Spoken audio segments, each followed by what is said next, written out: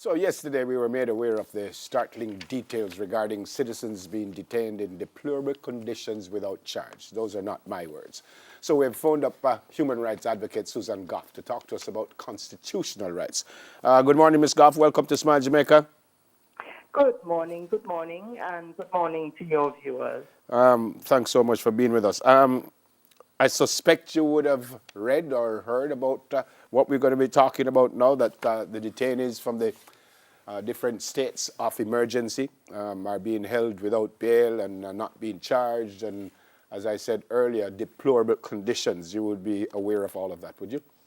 Yes, I have read the report that was submitted by the Office of the Public Defender to the Internal and External Affairs Committee of Parliament, which had invited her to make a presentation. Okay, my first question would be, because it's a state of emergency, don't you naturally give up some of those rights?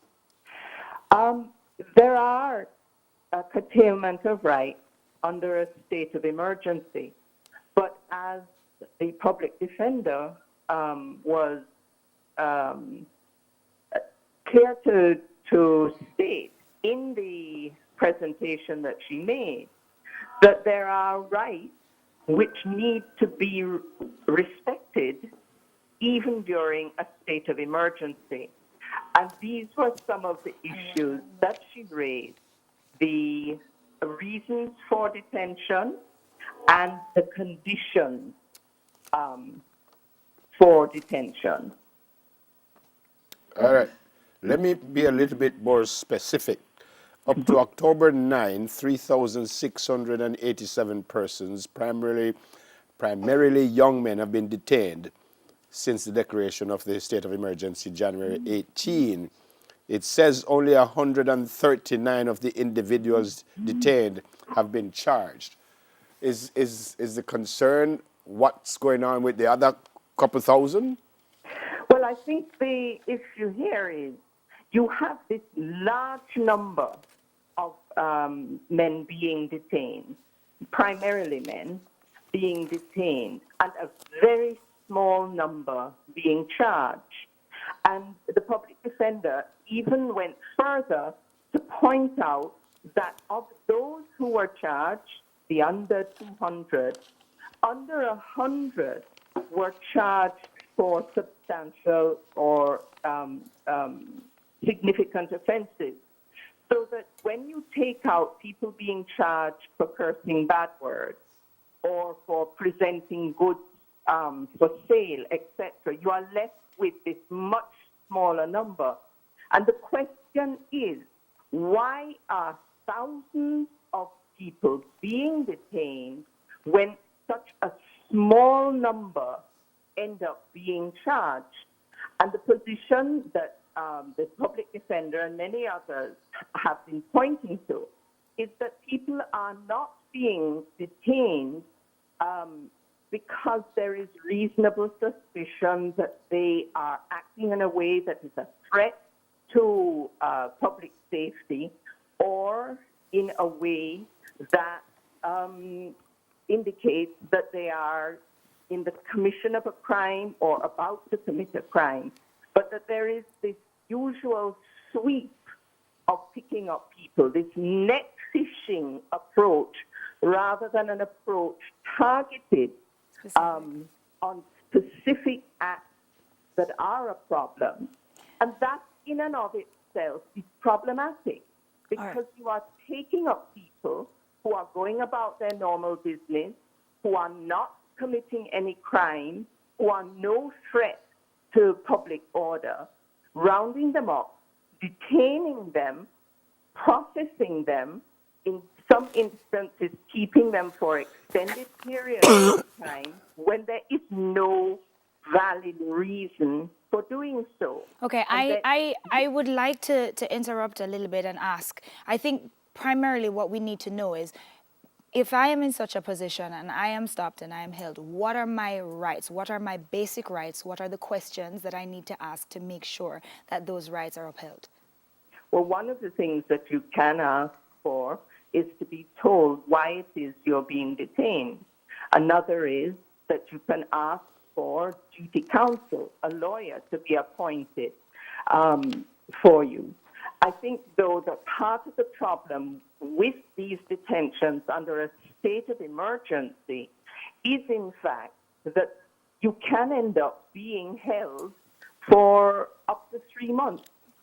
And that there are many people who are being detained, who are having their lives disrupted, who do not have access to a lawyer, who do not have access to legal representation.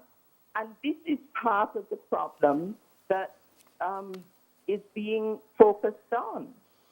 Ms. Goff, does the end justify the means? I remember saying that because we were in such a terrible space when it comes to crime and violence, and I said on this program that if they want to stop me at every single corner, if it will help to curtail, then I wouldn't have an issue with that.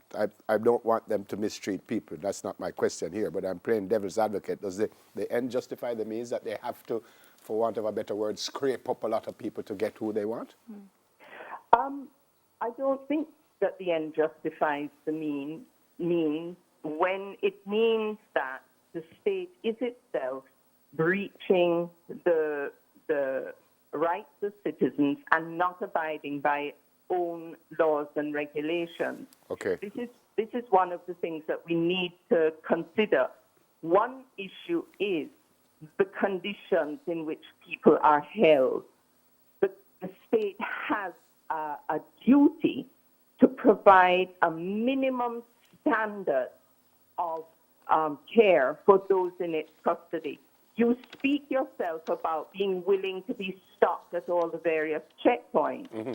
Would you be willing to be placed in a cell with 6 or 8 other men, no toilet facilities, no facilities to wash your hands, inadequate lighting, ventilation, a wet cell which is exceedingly hot, and there is the likelihood of outbreak of gastrointestinal diseases, etc. Would you be willing to put up with that for 2, 4, 6, 8, 10, 20 days? No, I would not.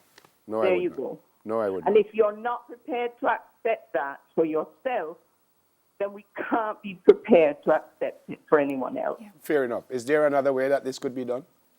Well, I think that the state needs to recognize that the picking up of persons must be done according to the regulations under the state of emergency, that there needs to be a reason for picking up a person that is in line with what is stated.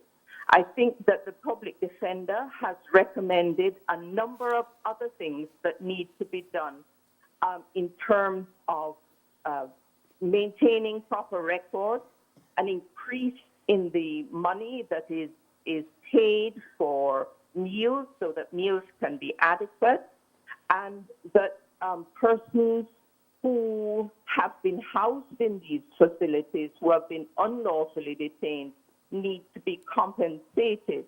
I think that we do need to look at the recommendations that she has made. There are quite a number of them, because this does, in fact, take us further forward in terms of preserving the rights of the people, even under a state of emergency. Yeah. Final question from me, Ms. Goff.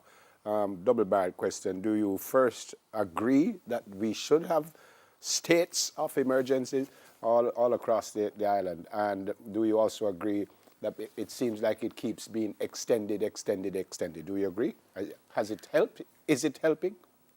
I think that there are ways in which the state of emergency has helped to bring down crime, but I think we need to look at what is it that has actually brought this about, and are these in fact available under regular normal policing?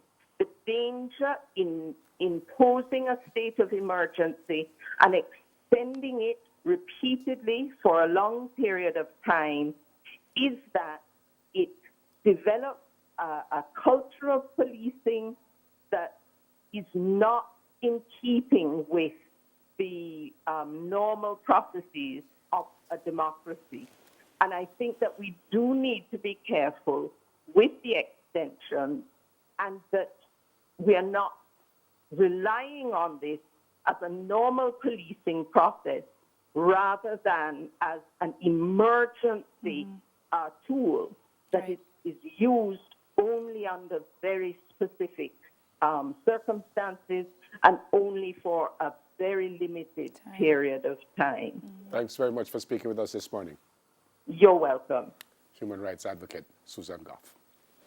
More on the other side of the break. We'll be right back.